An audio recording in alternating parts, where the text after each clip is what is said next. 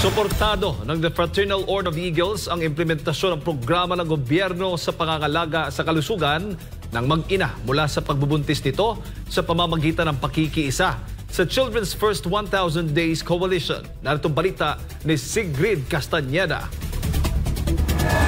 Suportado ngayon ng The Fraternal Order of Eagles ang Children's First 1,000 Days Coalition para sa kampanya nitong labanan ang malnutrisyon sa bansa. Nakasaad sa Saligang Batas, Republic Act 11148 o First 1,000 Days Law o ang maagang pangangalaga ng bata para sa unang 1,000 na araw ng buhay ng isang bata para sa pinakamainam na paglaki nito. Pinangunahan ang MOU signing ng National President ng The Fraternal Order of Eagles, Ronald De Los Santos, at ng National Project Chair ng Children's First 1,000 Days Coalition na si dating Senador Attorney Jose Joey De Lina Jr. This program is for the anti-malnourished program and for anti-poverty program of our government.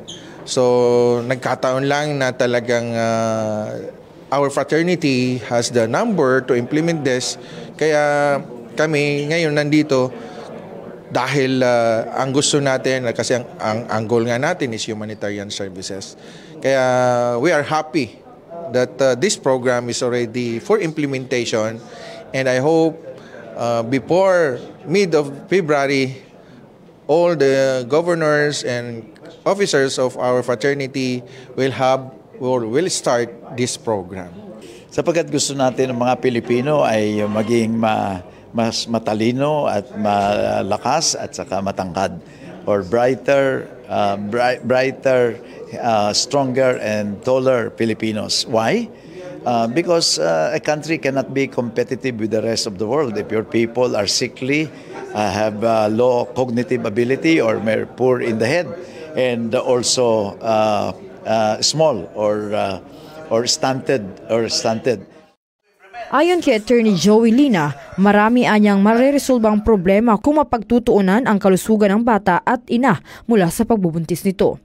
Maraming problemang malulutas ang ating gobyerno at ang ating lipunan kung tama at wasto ang pagkain na matatanggap ng ina at saka nung sanggol na nasa sinapupunan doon sa yugto ng buhay ng pagbubuntis hanggang 2nd taon ng kaarawan. Nakahanda naman ang buong puwersa ng Eagles na sumailalim sa proper training kung paano ang wastong implementasyon ng naturang programa, kasama na ang livelihood programs at skill trainings para sa mga magulang ng bata. Hindi lang po doon sa pag-alaga doon sa 1 month old from the womb, turuan din namin yung magulang nila kung paano maghanap buhay. Nakasaad sa kasunduan ang pag-adapt ng barangay sa mga mahihirap na komunidad sa Pilipinas upang paglagakan ang kanilang tulong. Para naman sa mga lider ng Eagles, suportado nila ang naturang programa. We will support the project of the Senator Joey Lina, and of course with the leadership of our National President Kuya Ronald De Los Santos. So kami po sa RGL, we will pass resolution that will support the mandate of our National President, Kuya Ronald De Los Santos, part of his 8-point agenda to adopt a barangay for every club para ma-monitor ang kalusugan ng mga kabataan, and this will have a long-lasting impact. Kaya namin to susuportahan. Kasama ko rito ang ating National Care Chairman, Kuya Eagle King Lazaro, and of course, one of the most outstanding governor, our friend, and nakapinaple pa, ang ating Kuya Gov Edgar Gilio. Mabuhay ang Agila! Ngayon pa lang ay may plano na ang Eagles sa mga aktibidad na gagawin upang makalikom ng pondo sa naturang proyekto. Marami kaming proyektong naisip na sustainable din, no? Like right now, we've just launched our sports commission, no, na nag-i-invite lahat ng mga clubs namin and members all over the Philippines to join, and it will definitely raise funds.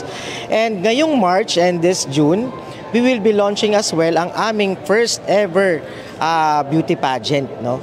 So itong pageant na to will generate sponsorships and funds na ang primary purpose din is to support itong programa na First 1,000 Days of a Child. Napaka-importanting programa nito, no?